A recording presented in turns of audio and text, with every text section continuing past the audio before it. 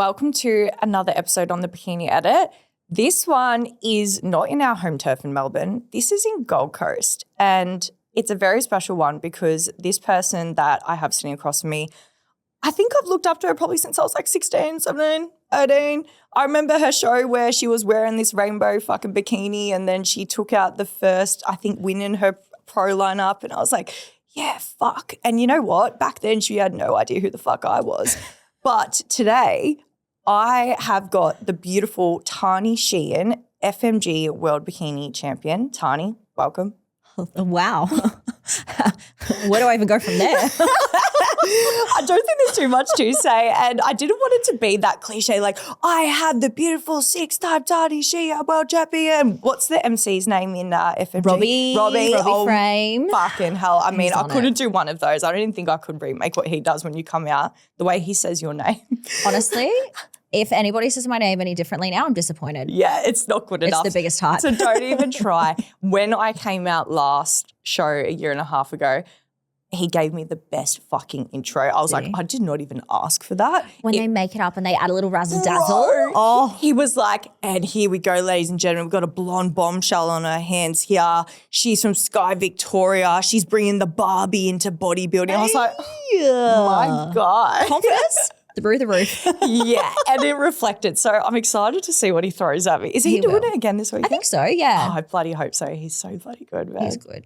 Tahnee, for those who may only know you as FMG Bikini World Champion, who would you say Tahnee Sheehan is outside the stage? Like, what comes to mind if you were thinking of yourself? I would say a devoted dog mum who loves to stay in and watch Shrek in her spare time. I literally watched Shrek #2 last night on my story. I was like, Shrek 2 and Adrenal. This is That is living. It is every actually night. living. It brings me back to like my inner child. Yeah. And it's classic. You literally can't go past them. Yeah. I feel like I think I've seen your stories about you're a big SpongeBob fan as I well. love SpongeBob, yeah.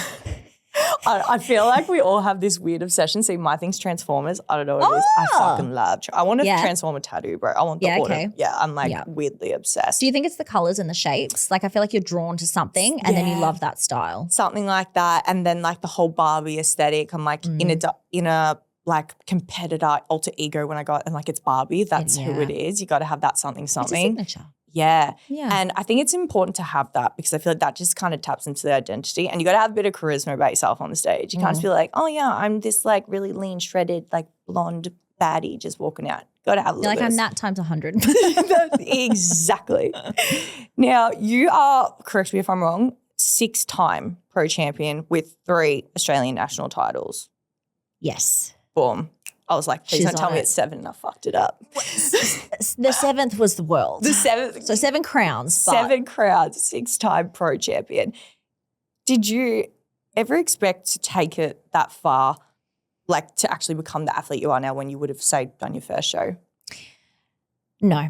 I feel like when I set my mind to something, I'm like, this is it. This is what I'm going to do. My first show, I just had absolutely no idea. And I think after doing the first show, I was like, right, I'm going to see this to the end. Like there's a photo that from, I think it was my first or my second show, and I'm with Rachel, Dylan and Lauren Simpson and they've got their crowns on. As fuck. Oh, it was a time to be alive, let me tell you.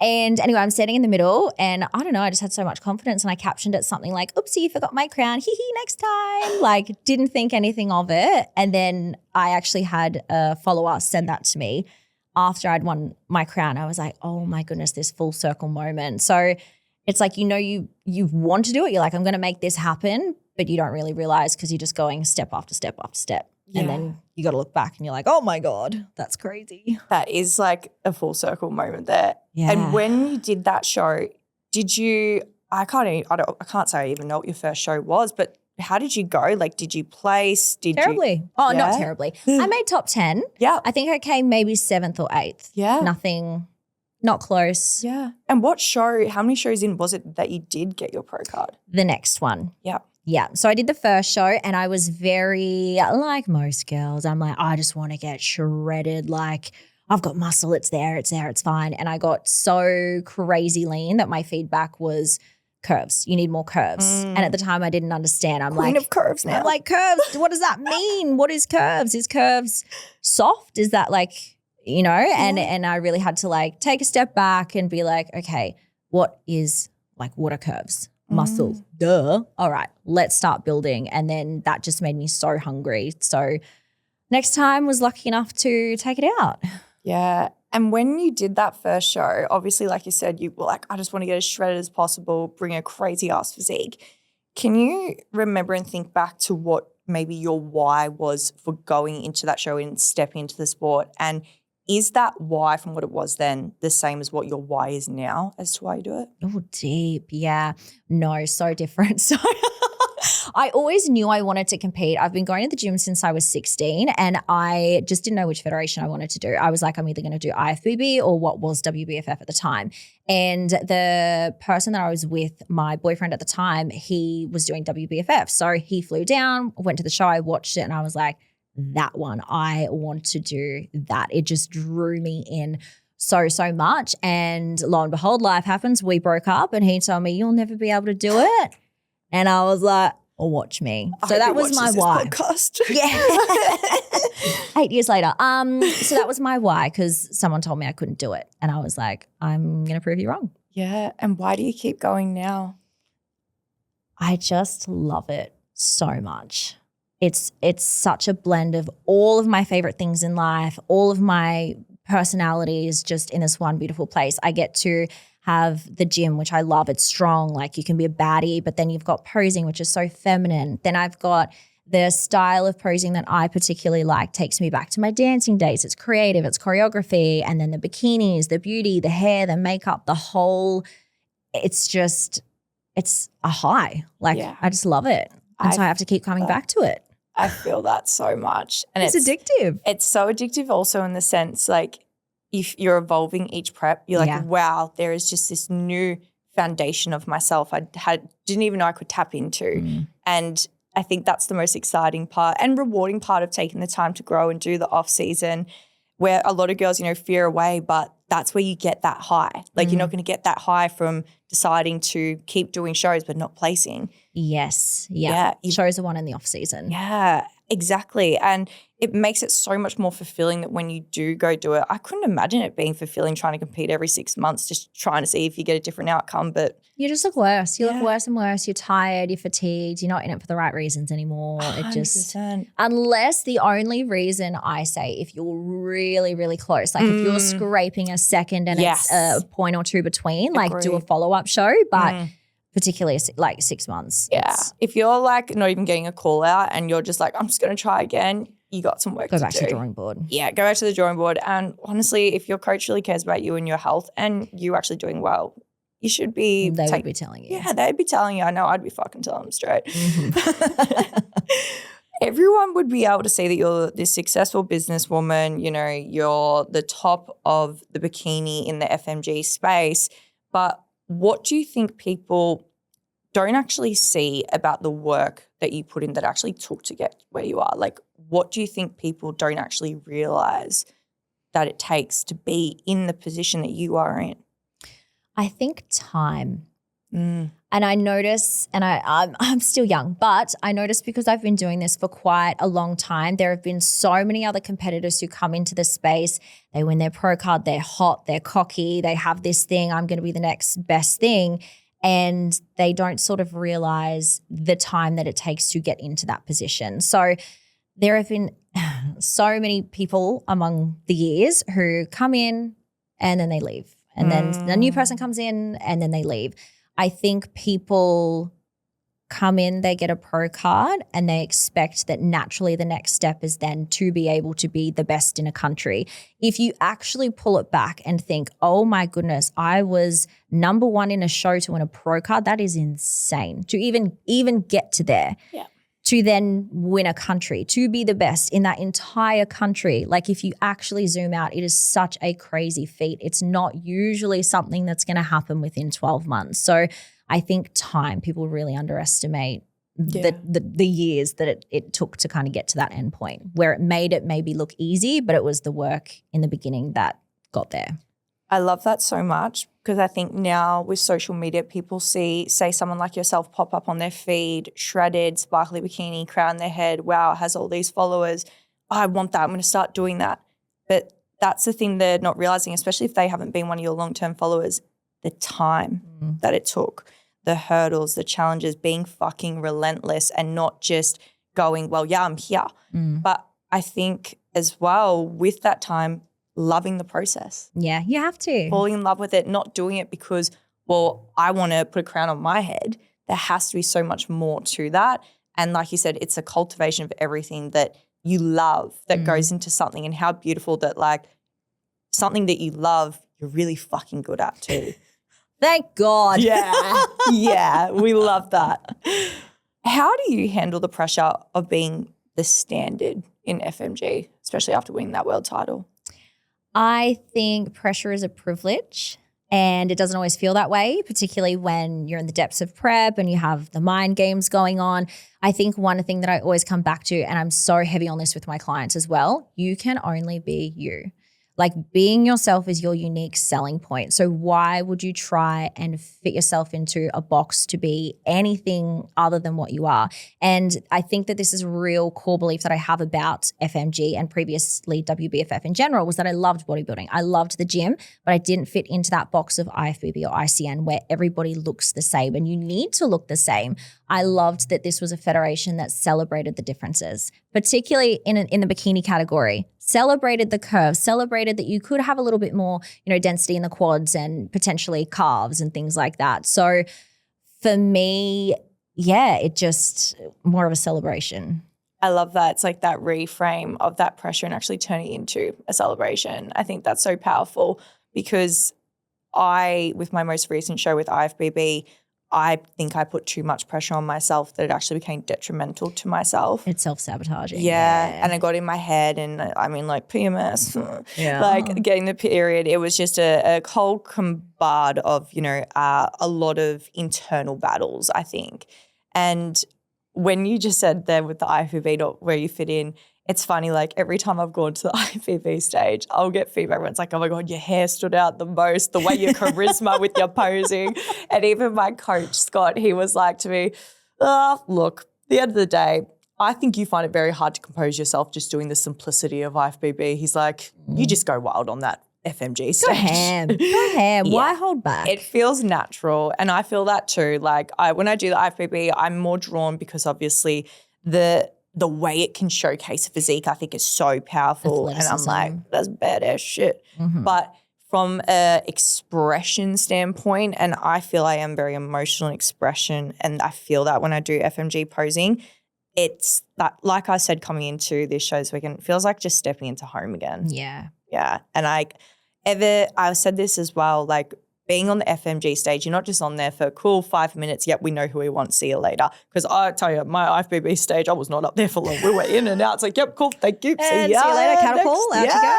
They're like, we close the show at 3 p.m, wrapped up early, let's We're not go. paying a cent over, Coachella. FMG, I'm not getting out till 10 p.m. at night. But the difference of the feeling that I get every time on that FMG stage, I was like, I couldn't even care what happens here. I'm having the fucking time of my life up here. Yeah, it's the high. The energy, the MC, the lights, your friends and family out there, people that don't even you don't even personally know and they're still cheering for you. Like, what a fucking community. Yeah. Yeah, it's so freaking beautiful. And I love that each time that I come back, whether it's a client show or my show, you're just meeting more new and new faces and just building such an incredible community, people that align with one another. I feel like that's a big thing within FMG specifically is I know sometimes in other federations it's very you're competing against this person, whereas within FMG they're like, oh my God, we're competing together. We're competing at the same show. It's a slumber party backstage, guys. So everyone smells. It's so, yes. Everybody gets sick. But, it's so much nicer. Like, what a valuable experience. I made so many friends, FMG. Like, on my FMG, I think I was only speaking to one of the other girls that was also coached by my coach. But other than that, it wasn't a fulfilling, fun show, to be honest, for me. Like, every time I've done FMG, I'm like, I feel like I've got the speaker backstage. I'm like hyping everyone up. I'm like, yo, you need booty band, let's go. Dance party. Yeah, like it's like vibes are on. is. And I feel like it actually helps because that pressure of like that internalization is gone because you're actually just being present. You're actually enjoying your fucking self. You're like, it's a celebration day. Yeah. And I every time I've done FMG, it's always felt like that. So I can only imagine what it's going to feel like this weekend. Do you still get nerves stepping on stage? Absolutely. Yeah. I'm way more nervous before I go out. Once I'm out, it's like it is literally home for me. Like I can't even explain it. It's like I can't hear anything. It's just silent. It's peaceful. It feels like my serenity. Like it just feels like where I'm meant to be. Leading up to it, though, I definitely get nervous. Yeah. But I think I've got a bit of a mantra right before I head on out. I'm like, there is literally nothing else I can do. I can't hit another gym session. I can't grow anymore right now. I can't do another cardio session. I can't eat anything differently. I can't change my posing routine. So whatever's going to happen is going to happen. I'm either going to enjoy it or I'm going to stress myself out. So just shake it out, let it go, and just be. I love that. It's like a form of grounding. It's like you let go of, I guess, people like us want to control everything as well, right? We're like, I need to keep in control of everything. But it's like, this is it. Yeah. Yeah, this is where we are.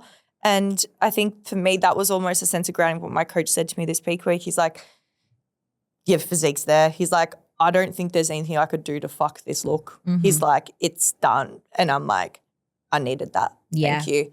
And I think because he knew I was putting so much internal pressure, or after he found out that IFBB show, he said to me this week in my check-in, which I really loved, it was, this weekend, you're not going in to win.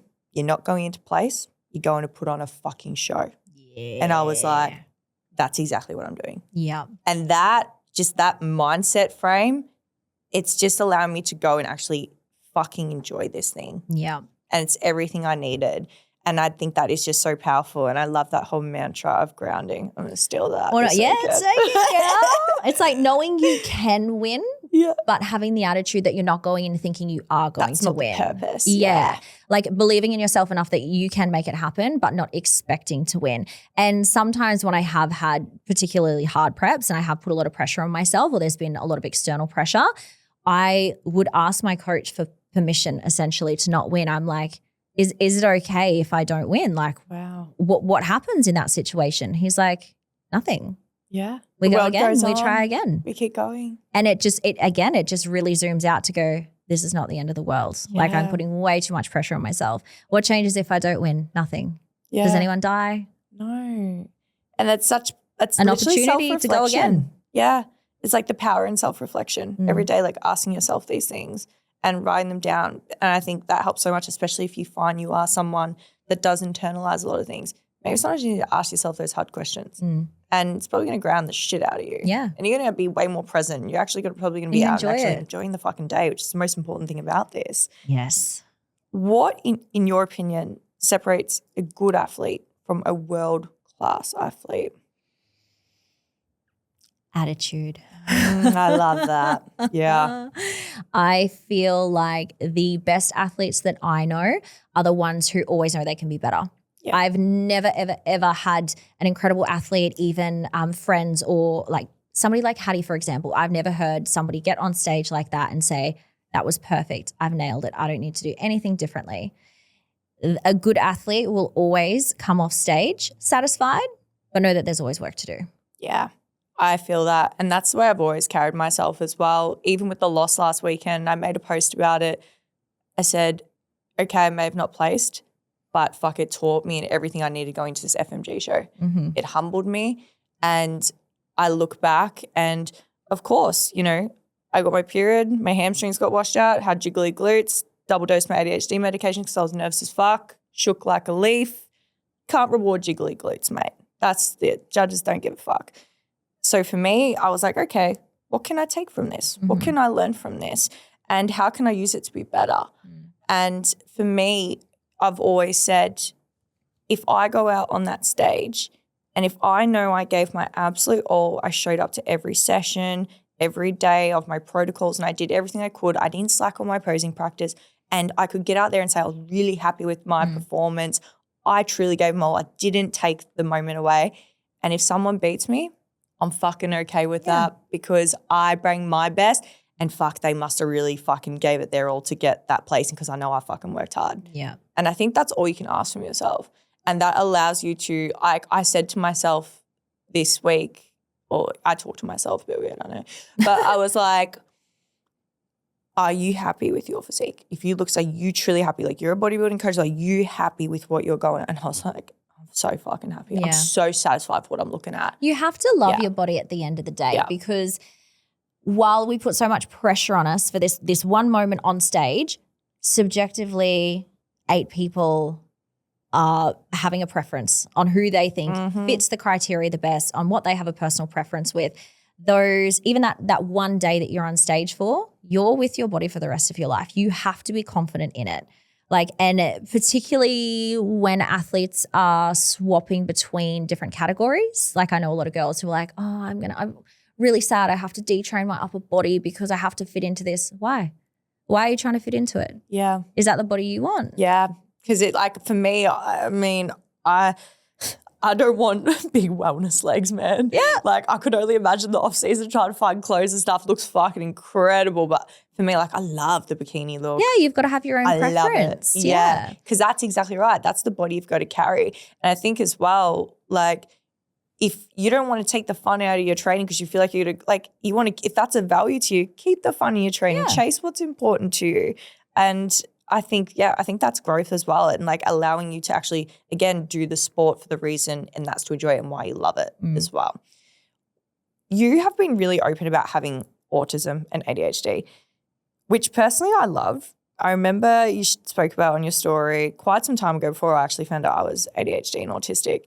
And it was actually quite comforting, especially when I found out as well, because I was like, here's this person who can be so authentically proud and exactly of who they are, doing what they're doing, and embrace it as well. I don't think hide any parts of you, which I love, because I feel for me, I love just being able to show up as my all. And even when I found out, I knew there was parts of me that maybe thought differently, or maybe I'd try and act differently because I feel like that was more appropriate, or that was going to be more in line with what made other people feel comfortable potentially. And then for me, you know, I think I was maybe being a bit more uncomfortable in regards to that because it probably wasn't being in true of who I truly am. And, you know, now I feel like I'm way more bolder, I'm way more outspoken, and it's put me in rooms where I want to be. Yeah. Because I decided to not hold back. Like, why hold back on what my dreams and hopes are, you know, in hopes of fitting in and not stepping on any toes. When did you start questioning that you may potentially have ADHD or autism? The best way I can describe this growing up through life was I just felt like an alien. Yep. And I was like, I don't know whose meat sack this is, but it's not mine. Something's wrong. But you just learn, particularly as women, it's very common to go through your entire life without being diagnosed because we mask very, very well, and we're taught from a young age what is socially acceptable and what is not. I don't think boys are treated in the same way. Yep. So I really started to notice probably around 2019, 2020. I was scrolling on Instagram or TikTok and all these funny reels were coming up, and it had something to do with being neurodivergent. And I didn't know what that meant, but I was like, neurobrain, I'm relating. Maybe it's a smart thing. Ha ha, hilarious. And I was just going through, and then something came up about autism and I was like, oh, algorithm got that wrong. I'm not autistic. That's me. I was like, absolutely not. Keep going, keep going, keep going. And then I just absolutely rabbit holed, and I made this ginormous list on my phone, and I listed everything that I related to, hundreds of things. And then the next thing was autistic people like to make lists. I was like, oh, fuck's sake. But I think it was just my perception of what it was so different.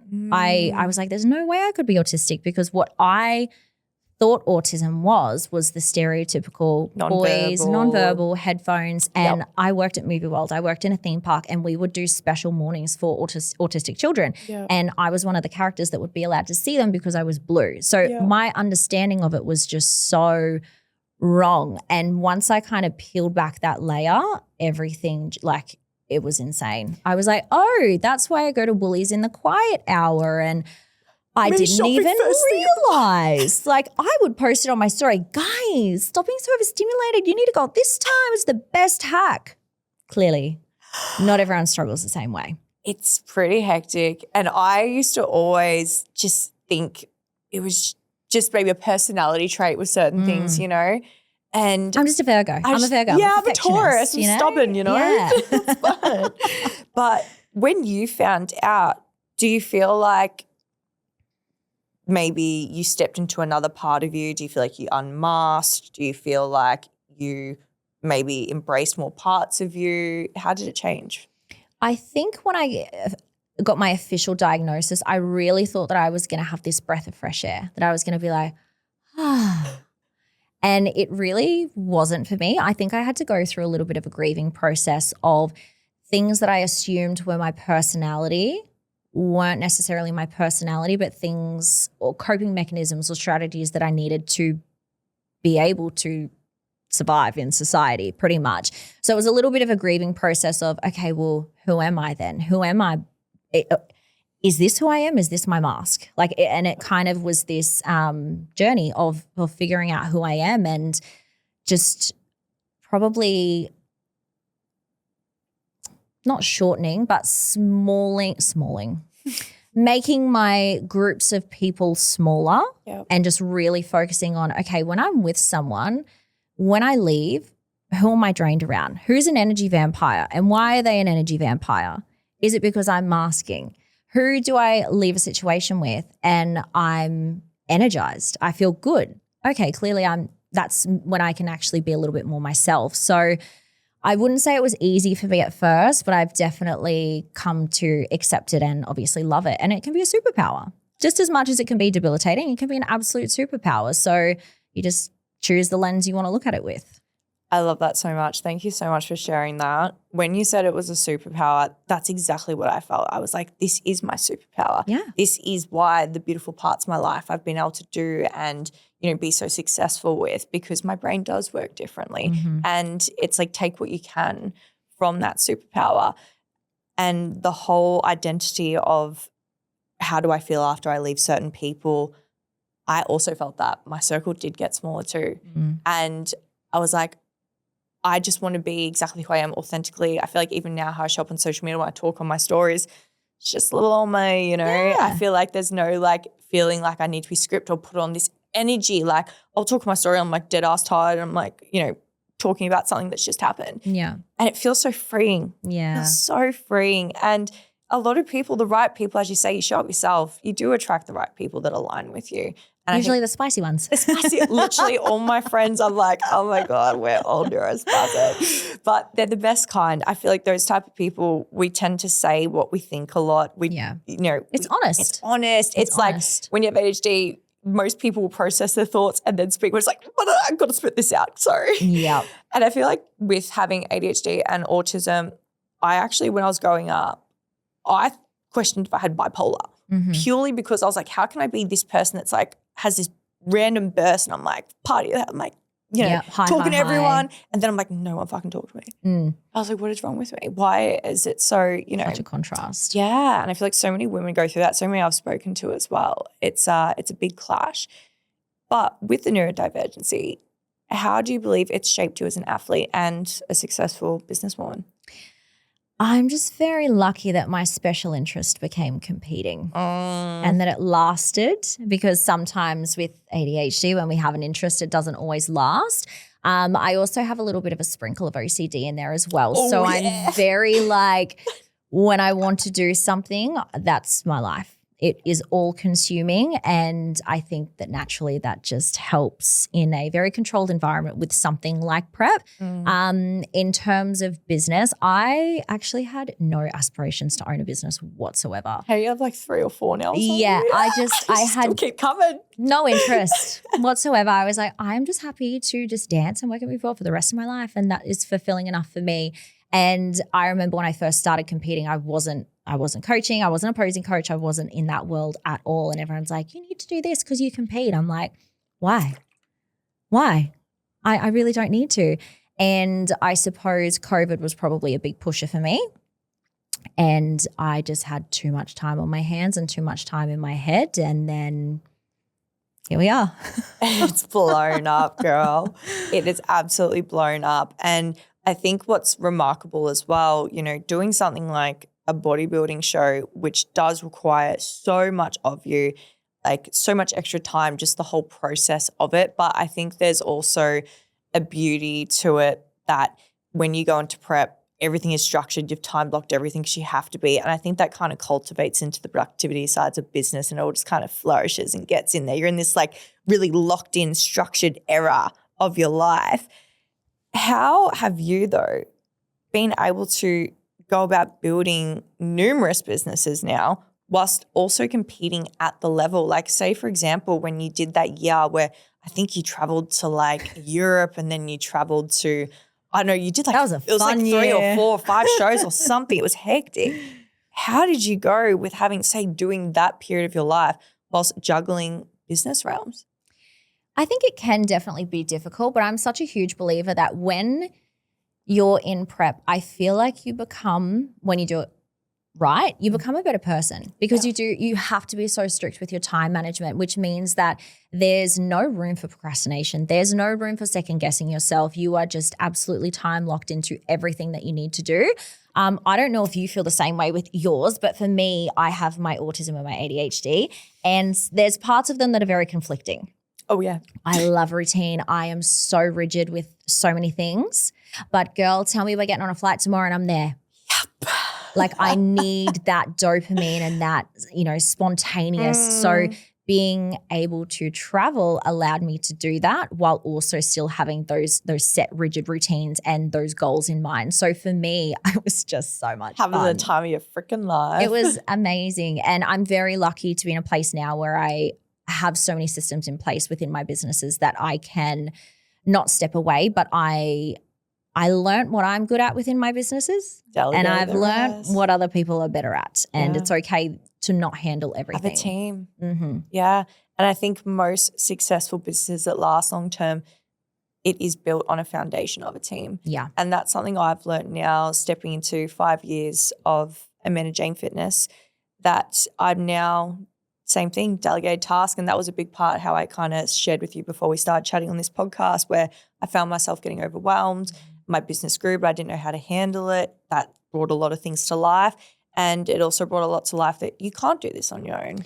And that's why I did start delegating and doing that. And that's probably one of my biggest lessons I've learned over, say, the last 6 months in business to where it is. Speaking of lessons, what would you say are 3 lessons from the last, say, 2-3 years of yourself with the growth of everything in being able to balance both business and competing? What lessons have you taken? Ooh. I would say do the parts you enjoy.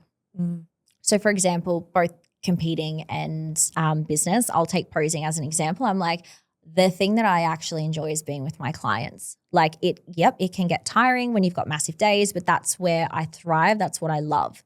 What I don't thrive at is scheduling them in, organizing payments, doing payment links, checking in, organizing subscriptions. That's not the part that I enjoy. And if I only have so much energy to give, I want to make sure that I'm giving those to my clients and to the things that I love. So having somebody take the tasks that I don't want to do so that I can actually do the things I enjoy. By doing the things I enjoy, I want to do it for a lot longer.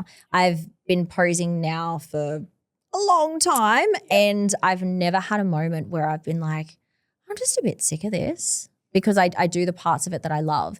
If I were doing the parts that I didn't always love all the time, it might be a different story. So I suppose, you got to love what you do and find ways to bring the love in those parts that you do love doing. And that's to ensure that you don't burn out. And that is how you are essentially going to balance both. Yeah, stop allowing yourself to think that you do have to do it all your own, because you might essentially lose that love for something that you still could have loved, and especially in those good parts.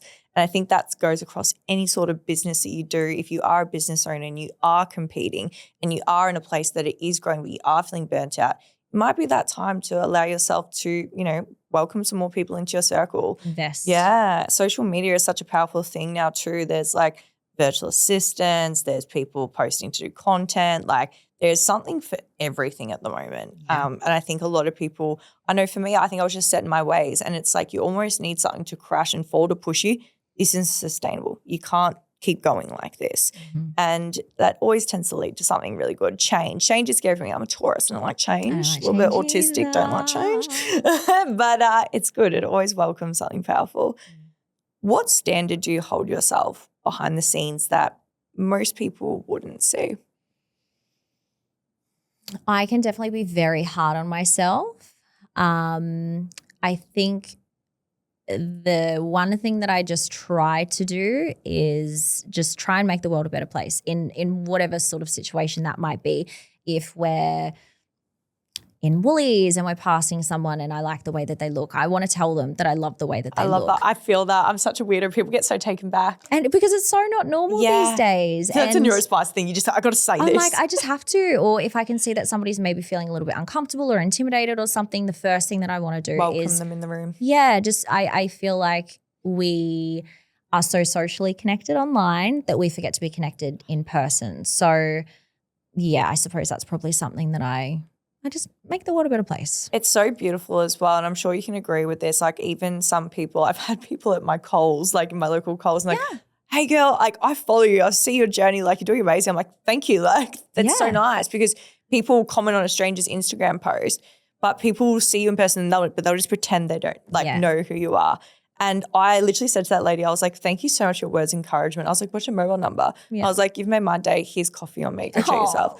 Because it doesn't happen often. And it's such a beautiful thing. Like I don't like to think I'm intimidating the people. If like I'm like, don't talk to me, I don't know you. Like I think there's so much power in being genuine and being able to still bring that social connection to life. I love that though. I think that's awesome. You went through, I'm not sure what show it was exactly leading into. Correct me if I'm wrong, I feel like it may have been Worlds. You had a surgery come up. And from what I gathered, and I loved that you shared on your story once, you showed a lot of vulnerability. It was quite emotional what you were going through, especially, something that you were chasing and that you love so much has kind of been stripped away there. When you were going through this, what was going through your head, and was it before the World show?